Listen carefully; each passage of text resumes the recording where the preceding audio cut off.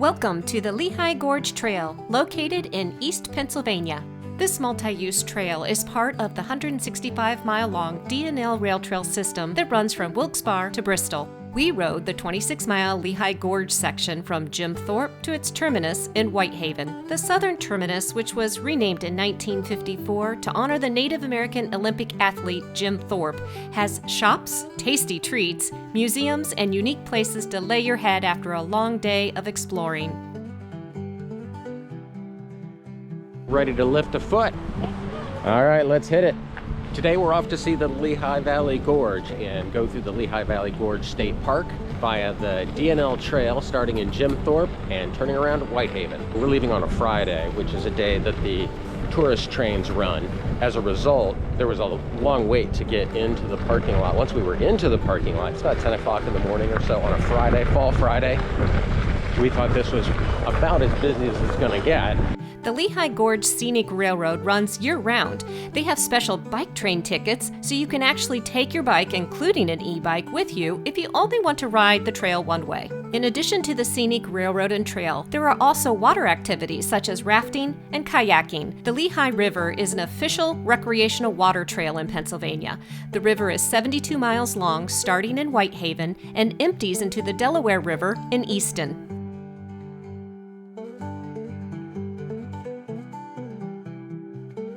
First little curveball for us. We were riding down the beginning part of the trail. The trail just stopped. It turns into basically a park road for a little bit. Thankfully, some other e-bikers were going that same way, so we're just gonna tailgate them right into the park.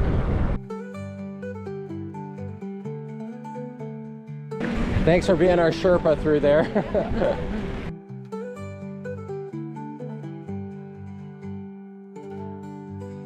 There are three main access points where bathrooms and water can be found: south at Glen Onoko and Jim Thorpe, midway at Rockport, and north at Whitehaven. We're about 6 miles in and the traffic's been pretty steady on the trail. The other thing we've noticed is that there are places where the sand is a little bit deep. So if you're riding a bike with skinny tires, that can be a problem in deeper sand. Also, the train will cast off some of this coarse stone from time to time on the trail. Typically, you have to dodge. It's not a major hazard, just something to be aware of if you're maybe not a steady rider or have problems in sand due to your bike's configuration. In terms of the grade of the trail, it's not a very steep grade at all. Just little curveballs on the terrain from now and then. The crushed limestone trail has a slight 2% elevation climb north from Jim Thorpe of 147 feet. It is considered an easy trail, but you do still need to stay alert due to expected and unexpected hazards along the trail, such as uneven train tracks, ruts and potholes, and steep drop-offs at various sections.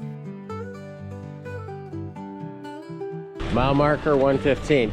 Okay, the trail's mellowed out just a bit. There are picnic areas and benches pretty consistently the entire length, but the trail is typically busy, so be ready to meet new friends and share a table. The Lehigh Gorge is going to be beautiful any time of year, but in the fall, it is really something else. All the leaves are in peak color right now. We've got a raging river right down here, the Nesquehoning River. This is the first river we've biked alongside where we see rescue equipment. They have backboards posted on posts for doing rescue from the river. Lehigh Gorge has a variety of signage types along the trail, including directional, which keeps you on track with where you are and how far you have left to go. These falls have a name, and they are Kitty Cow Falls. You see, how Kitty Cow Falls got their name was, just kidding.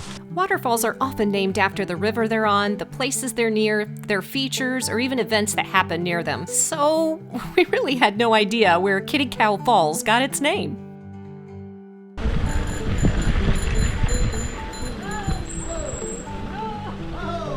Hey there. Good morning. Bike rental agencies typically get their clients up to Whitehaven by about 10 a.m.-ish to ride the trail one way south. So, a trick to avoiding some of the 500,000 visitors a year to the park is to start early in Whitehaven and stay ahead of the larger groups both down and back.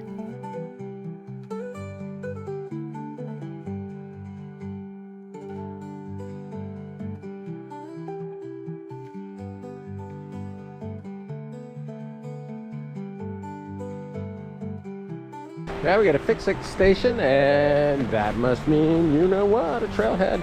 So we're probably at mile marker 121 or so. Restrooms. Oh my heavens. This is Recreation Central. I'm gonna go left.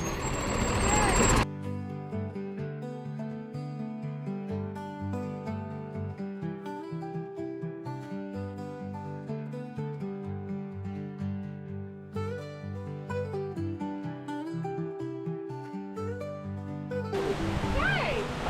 How are you guys? Good, how are you? Good, good. So much fun. Good time. Good time. Oh, there they go.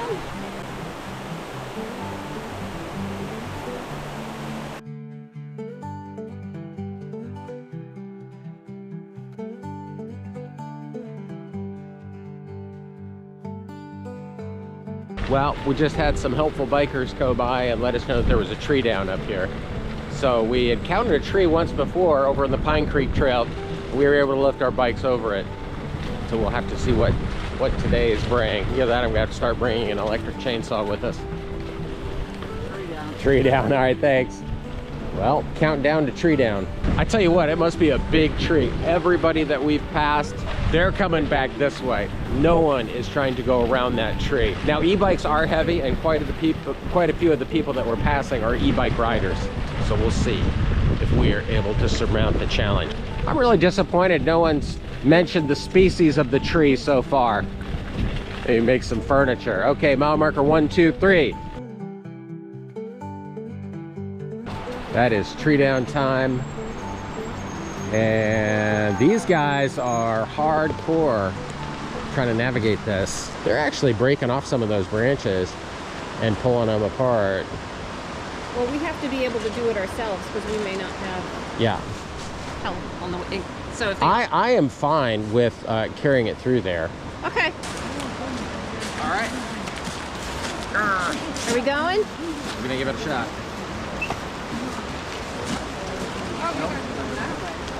Yeah, we're going the other way.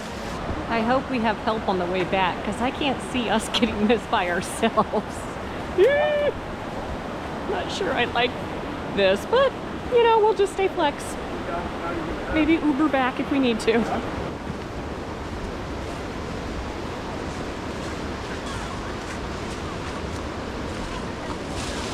Excellent. Good job. Thank you, gentlemen. Thank Woo! All right, I'm hopping off. Okay. And by the way, for the sake of the video, the species of the tree is white pine. Oh, I'm sorry, white oak. Well, that was an adventure. So many good Samaritans there helping people through that tree. And we'll see what kind of help, if any, we get on the way back. Tree down. There is a tree up there. It's a white oak. That's if that's any help. And now I'm telling everybody the species of the tree. I think that's an inside joke. Hopefully one of those folks will see this video one day and understand why I was telling them the species of the tree. I stand by it. If that were a pine, I don't know if we could have made it through. Between 1835 and 1838, a series of 20 dams, 29 locks, and 5 miles of canals were constructed by the Lehigh Coal Company to transport coal and lumber downstream. The area was called the Upper Grand Section because the locks and dams were much larger compared to others in the area. Let's go check out Lock 24. The over 4,000-acre Lehigh Gorge State Park, established in 1980, protects and maintains the locks, and they are really an interesting part of the trail to hike and explore. Oh, wow, it's beautiful. Oh, that is pretty cool. This is really deep. Yeah, what would you say that is? Maybe 30 feet? The first 4 locks on the canal were 30 feet wide and 130 feet long. All other locks on the lower portion of the canal were 22 feet wide and 100 feet long. The gates were attended by lock keepers who were alerted to a boat's approach by the boatman blowing a horn. The impressive structures were no match against Mother Nature, however, and a major flood in 1862 destroyed the canal system. Today, the Army Corps of Engineers releases water from a dam just north of the park in the spring and on summer weekends to make this upper section by the locks a very popular rafting destination. Oh, wow. That was pretty. That was a nice place to stop that guy had. This is Tannery Gate, 1.1 miles from Whitehaven.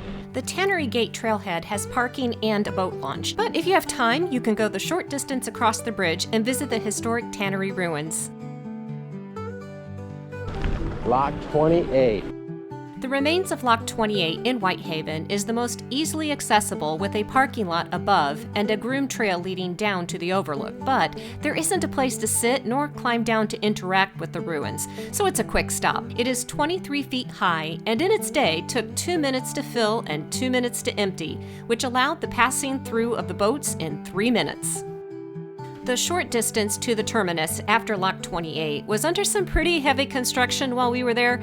We did see there was still ample parking, even with the construction, and we did get to see some really cute dogs passing by the bathroom facilities, so worth getting to the terminus, but it really was not conducive to a restful picnic spot because of the construction. We are gonna look for a picnic table. We saw a perfect one. We're not super starving. We always like to stay at motels with an included breakfast, and we eat like a couple of longshoremen in the morning, so we don't have to stop if we don't have an opportunity to. We can just go.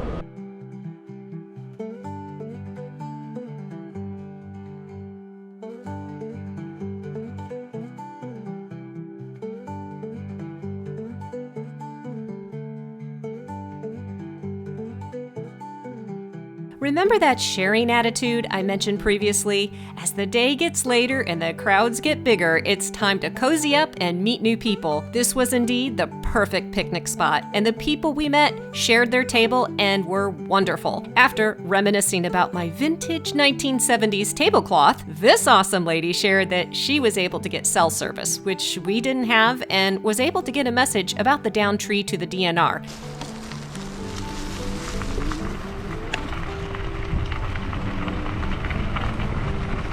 Lunch is over, time to head back. We saw the tree crew going by, so we shouldn't have the tree to contend with.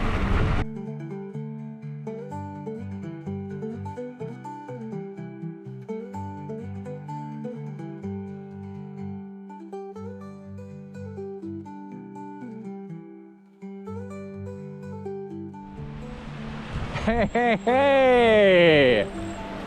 The tree is cleared. Thank you, DNR.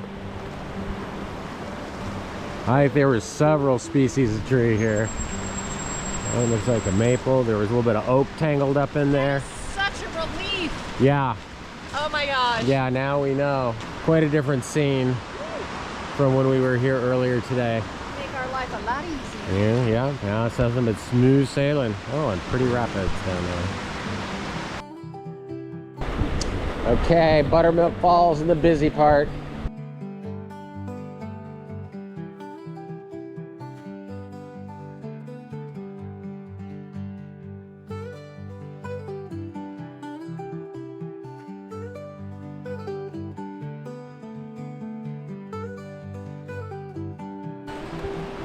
Let's pause on the bridge.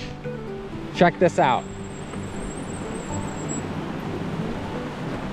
I know. We had to, because it was so busy here. It was so busy, we didn't really get to enjoy it. Yeah, so here's another one of those slides where people can, oh, I bet you people don't drag those up themselves. They just attach a rope. They climb up the stairs.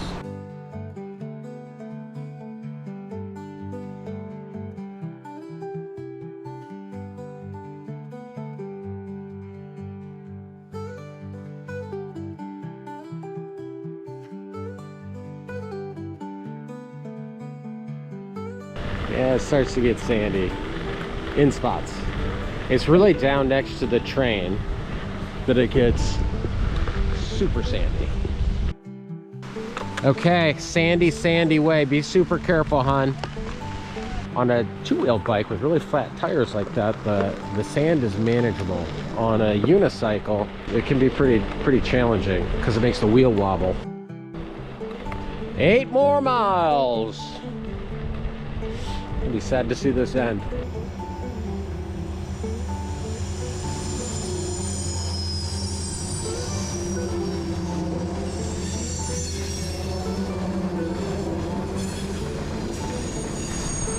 Really cool to have seen the railroad tracks right beside us, but then when a train was above us so close, yeah, that was all I could think about was derailment. All right, all's well, let's go.